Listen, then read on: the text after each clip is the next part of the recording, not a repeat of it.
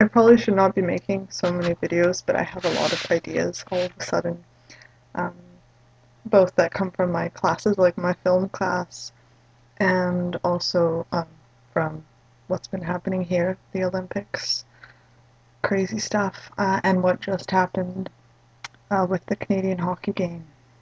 I've been noticing a lot that um, the nationalism here is insane. There are so many people in Canadian attire. Like, of course, they buy it all from the Olympic store at the Bay. So they show their Olympic spirit by buying clothes made in China. And I read an article where local Canadian like designer people and store owners, they opened little places, little shops down close to Granville, hoping that it'll draw some tourists. And they're barely getting enough to actually make any sort of profit whatsoever. And I think it's interesting how Canadians are showing so much sort of Canadian pride by buying from this huge corporation to support, whereas all these little artisans and whatever, they're going to die out. It's like the good guy never can win.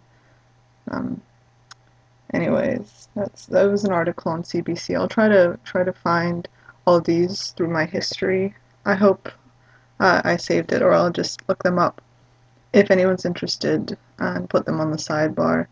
So the Canadians lost to the U.S. team recently. Right now they just, I think, beat Russia. My dad was watching. But when they lost to the U.S. team, I think it was relatively stable downtown, but I heard that some Canadians were burning an American flag, and there was some fighting going on, and all of this um, weird stuff that I really wouldn't expect, because to me, Canadian nationalism, it's a very opposing concept. Canadians are really, it's just a variety of people all brought together that don't really have some superly defining qualities other than these extreme stereotypes. We're not very bound together. I mean, we're together in the sense that we all pay taxes and live in a society, have the same government, etc., etc. But it's not like,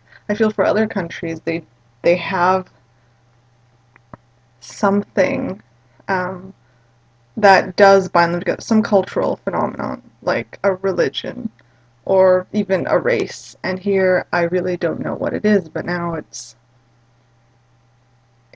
becoming the red shirts and the flag and all of that stuff. Um, so that's really interesting how it just sort of arose. And maybe I'm taking that too seriously, but I think it can have some very negative consequences. Um, so in this game, we just beat Russia, and I think 7-3. Yeah. Um, I say we because I am obviously very related to members on the Canadian team, whereas I should probably be cheering for my European peoples.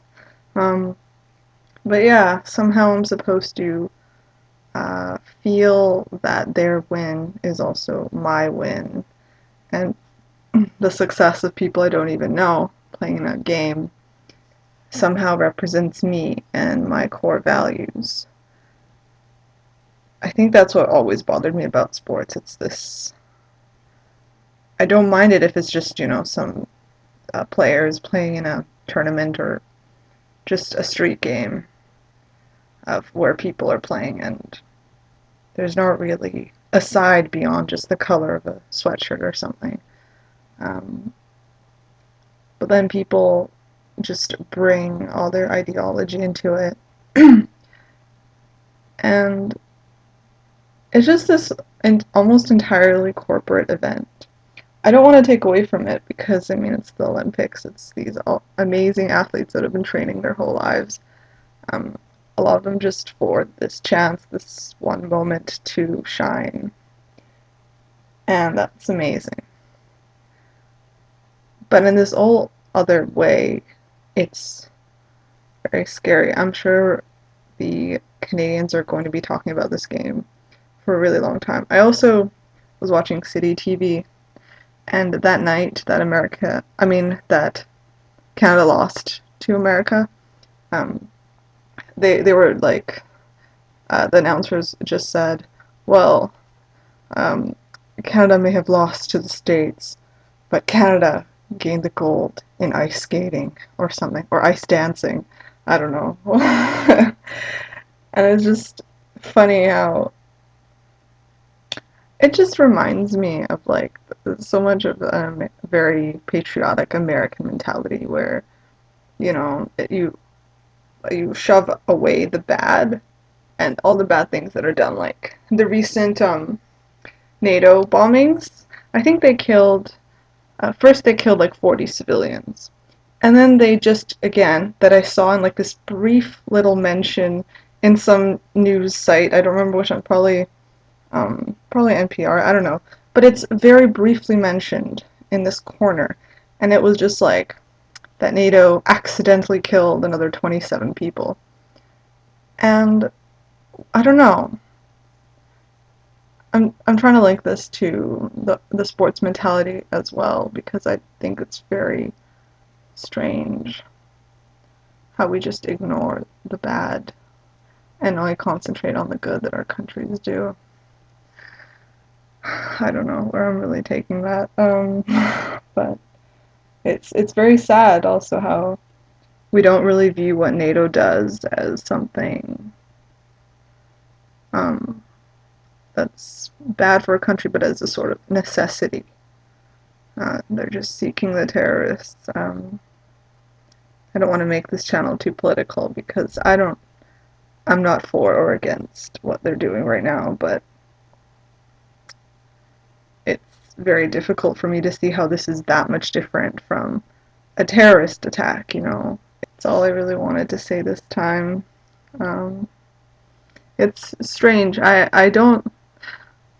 I feel the Canadian, like, Olympic spirit, and it moves me in a way, like, I feel my spirits lifted, and I feel like this sense of belonging and I know it's all artificial, and it's obviously probably gonna go away after this is over, when people have to spend many years, like me, paying off for these Olympics, because VANOC spent, 6 billion, about 4 billion over what they should have been spending, also to ship out snow, because we didn't have enough snow, and we needed more from other mountains.